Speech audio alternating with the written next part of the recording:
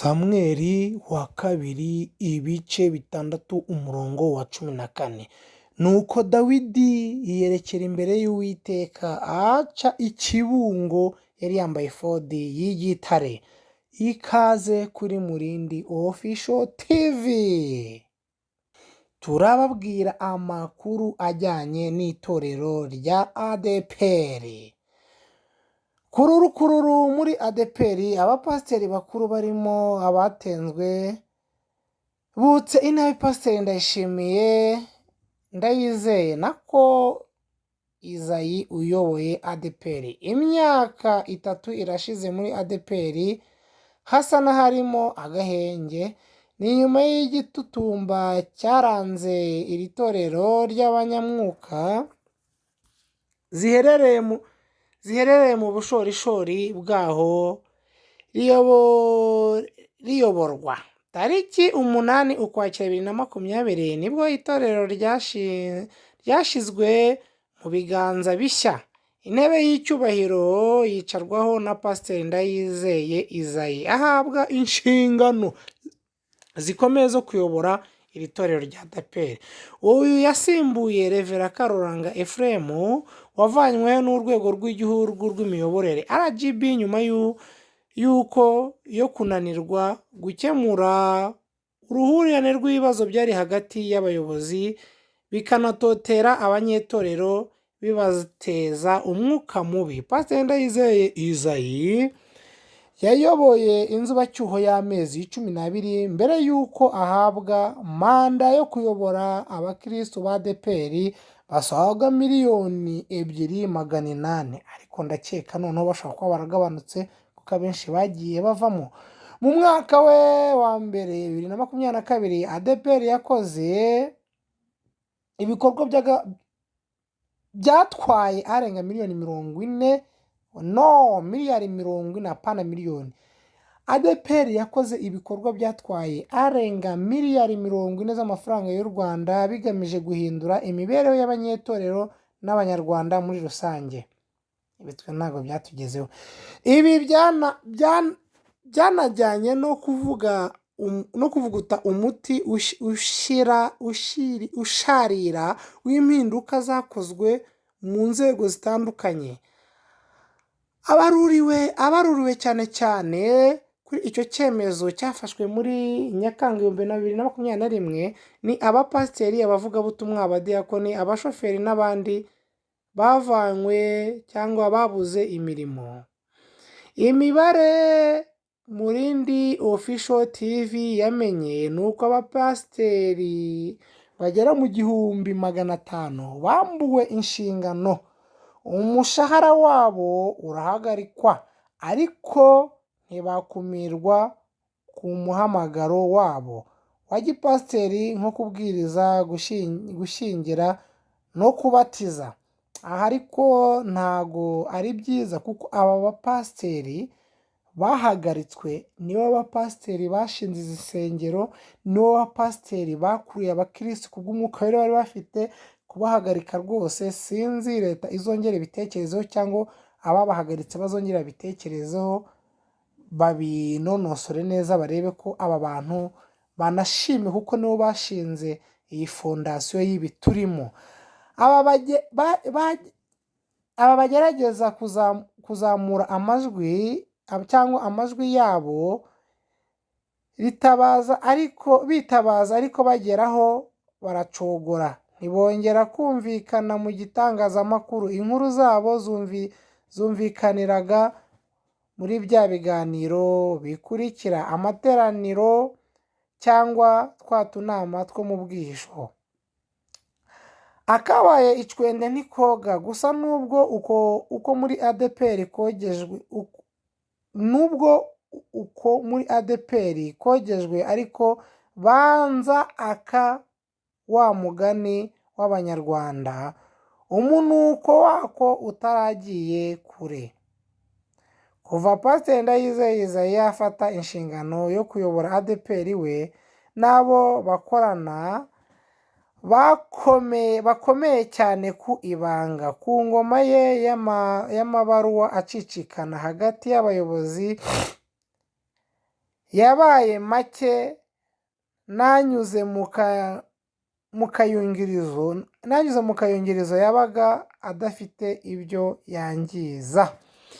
Pasiteri Ndayizeye Isaie niwe uyobora ADEPR kuva ku itariki 8 Ukwakira 2022. Yahawe inshingano zo kuyobora itorero mu gihe ryari ririvugamo ibibazo bikakaye byatumye abayobozi baryo bacikamo ibice. ADEPR Uganda niyo yakongeje umuriro w'amagambo wongeye kwaka mu bapasiteri. ADEPR nyuma y'uko bamwe basabwe ibisobanuro ku mpamvu zo guta akazi no guhagarikwa ku nshingano za gishumba kubera amakosa bashinjwa. Byatangiye muri Mutarama 2023 ubwo Rev Karangwa John wahaye umuvugizi wungirije ADEPR kuri biro nyobozi Rev Karuranga yavanyweho.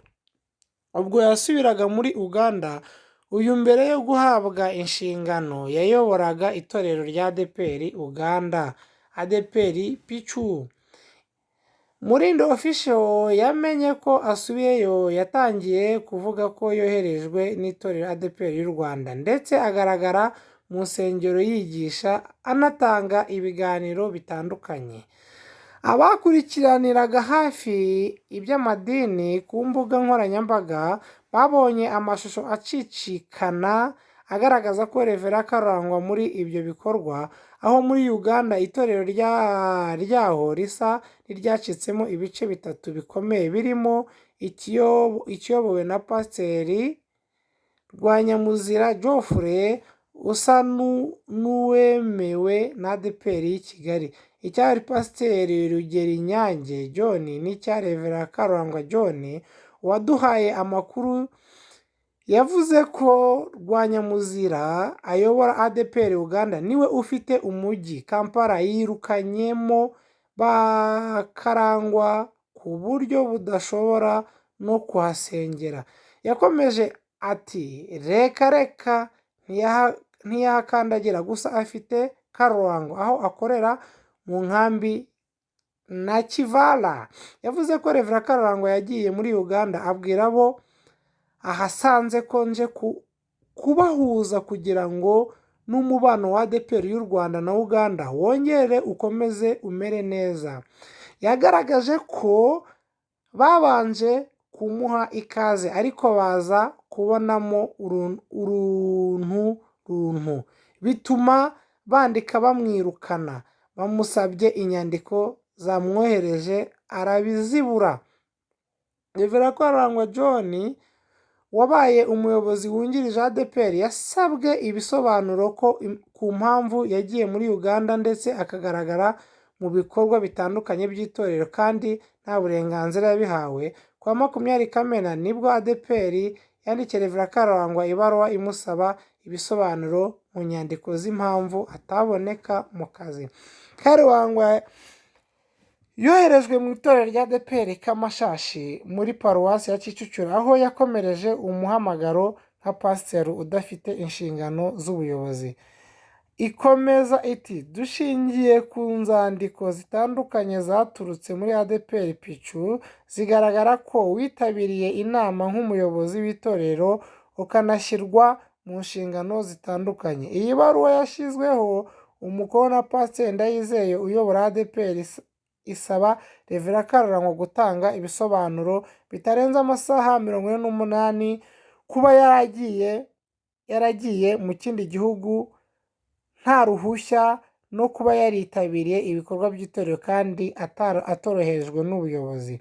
Nyuma y'iminsi ibiri kuwa 22 Kamena 2023 Rev Karurangwa yahise asubizwa ko atigeze ajya mu bikorwa bya gishumba by'ivugabutumwa cyangwa ngo ahabwe inshingano ngo yange kuzikora. Yagaragajwe ko mu 2021 yakumiriwe kuyobora amateraniro, gutanga igaburo, kubatiza, kwigisha ijambo ry'Imana, gusezerana ndetse nta n'umutumirwa mu nama y'abaparuwasi n'iz'indembo. Yakomeze amwibutsa ati murabizi ko ari mwe mwatanze ayo mabwiriza muyaha abashumba bayoboye amaparuwasi n'amatorero. Yamubwiye ko ibirimo raporo yatanzwe n'ururembo rwa Kigali atari ukuri kuko umushumba atigeze amushaka ngo amubure cyangwa ngo amuhamagare kuri telefone yange kumwitaba. Ati inzandiko zituruka muri Uganda muri ADEPR PQ ntacyo nzi, ntazo nzi, n'uwaba yaranditse simuzi, n'ubuyobozi bwanditse simbuzi, ibyo ntabwo ari ukuri. Yibukijwe ko ibyo yanditse mu ibaruwa isaba uruhushya rwo kujya muri Uganda byari bigamije kumenyesha ko aho ajya gushakira ibitunga urugo. Ati kuba naragiye sinjyane rekomandasiyo y'ubushumba mukuru sinari nzi ko ari ikibazo, kuko sinari ngiye mu ubwirizabutumwa, nari ngiye guhahira umuryango wanjye. Kubera iyo mpamvu menye ko ari ngombwa ubutaha nzagusaba rekomandasiyo nzasubirayo nitwaye. Rev Karurangwa yavuze ko aramutse ashatse gushinga itorero cyangwa idini yabimenyesha kandi ibyo ntabyo nakoze. Umushumba mukuru wa ADEPR Pasiteri Ndayizeye Isaie yasabye Rev Karurangwa John ibisobanuro ko by'impamvu yivanga mu buyobozi bwa ADEPR Uganda ndetse akaba atagaragara ku itorero yoherejwemo. Abandi bapasiteri butse inabi ubuyobozi bwa ADEPR. Tariki 21 Nyakanga 2023 ADEPR yandikiye abapasiteri batandukanye ibambura inshingano za gishumba. Abinyujijweho akanyafu biganjemo abari muri komite yiswe ko irwanya akarengane yicwa ry'amategeko rya ADEPR, iyobowe n'abantu batandukanye ariko ikaba irimo abandi birukanwe mu nshingano, bamwe bakajyana itorero mu nkiko kubera kwirukanwa binyuranyijwe n'amategeko. Yari iyobowe na Pasiteri Kalisa Jean Marie Vianney, Visi Perezida wayo ni Pasiteri Hakizimana Jean Baptiste, mu gihe umwanditsi ari Pasiteri Rusatsi Jean. Amabaruwa Murindi Official yabonye kopi arimo ihagarika Pasiteri Ntakirutimana Theogene wabaye umuyobozi w'ururembo rwa ADEPR muri Uganda na Reverend Kubwimana Godfrey wasengeraga muri paruwasi ya Remera. Ntakirutimana yandikiwe ibaruwa imubwira ko kuva ku itariki 17 Ukwakira 2020 yasabwe ibisobanuro kuko yagaragaye mu nama irwanya ubuyobozi bw'itorero ADEPR. Ikomeza iti tubabajwe no kubamenyesha ko wambuwe inshingano za gishumba kubera ibyaha n'amakosa akomeye wakoze ku rwego rw'igishumba uhereye umunsi wakiriyeho iyi baruwa. Mu gusubiza nawe yakoresheje imvugo ikaze asa n'uwumvikana Pasiteri Ndayizeye uyoboye ADEPR ko yakoze ibidakwiriye kandi nawe atari shyashya. Hari aho agira ati ndakumenyesha ko nta nshingano wampaye, bityo rero nta bubasha ufite bwo kuzinyambura kandi ibyo washingiyeho byose ari wowe bireba ubikora. Yakomeje avuga ko azakomeza kuba umushumba kugeza igihe uwamuhamagariye uwo murimo azabishakira. Ati shingiye ku bubasha mpabwa n'uwampamagaye uyu murimo wa gishumba akaba waremereye ikizira kwinjira ahera, ndaguciye uzakomeza kuyobora uri igicibwa kugeza igihe Uwiteka azashyiraho ugusimbura, azatunganya neza umurimo we. Ntakirutimana yasabye Pasiteri Ndayizeye no guhagarika itotezwa n'iyicarubozo akomeza kunkorera witwaje kuba umuyobozi w'itorero nsengeramo n'ibindi bikorwa byose ankorera agamije kumvutsa umudendezo n'uburenganzira bwanjye nk'umunyarwanda. Revera Ndikubwimana Godfrey wabaye umushumba wungirije w'ururembo rw'iburasirazuba mu 2018 mu bwa Revera Karuranga Ephraim ku wa 31 Nyakanga 2023 nibwo nawe yanditse asaba ubuyobozi bwa ADEPR kwisubiraho ku cyemezo yafatiwe. Yagize ati nshingiye ko nabatsinze mu rubanza naburanye na ADEPR kubera impamvu zo kwirukanwa binyuranyije n'amategeko, nshingiye ko nta nshingano kuva mwajyaho itorero ryampaye usibye guterana, ndasanga nta nshingano mwampaye ngo mube mwazinyambura. Biriya bireba abakozi mukoresha, gutyo ndabasaba gusubira ku cyemezo mwafashe kuko icyaha mwandeze atari icyaha ukurikije ibisobanuro by'icyaha. Nicyo ushingiraho munshinja kurwanya ubuyobozi nta bimenyetso bidashidikanywaho mufite. Yavuze ko ibyo ubuyobozi bw'itorero bwamukoreye byaba bishingiye ku bubasha bw'umushumba mukuru wo kumfatira imyanzuro gusa, ariko nabyo binyuranyije n'amahame n'amategeko y'itorero n'igihugu bigenderaho. Aba bapasiteri bahagaritswe basigaranye inshingano nk'abanyetorero cyangwa abakirisitu basanzwe. Ubuyobozi bukuru bwa ADEPR bwiganjemo abapasiteri badakuze cyane mu myaka bitandukanye n'uko byabaga bimeze mu myaka yabanje. Umusesenguzi ukurikiranira hafi iby'ubuzima bwa ADEPR yabwiye umunyamakuru wa Mulindi Official ko abapasiteri kuri ubu bameze nk'uko waba ari umusirikare bakakwambura amapeti, bari abashumba badafite ijambo. Ubu bambuwe inshingano si no kubagira abakirisitu, ni ukubatenga. Yagaragaje ko ibibazo biri muri ADEPR bikenewe agacaca ko kubiganiramo kugira ngo hahuzwe impande zirebana nabi. Ati bari bakwiye gushaka ikintu kijyanye n'ubumwe n'ubwiyunge kuko iyi mirwano ntaho yazahagararira. Burya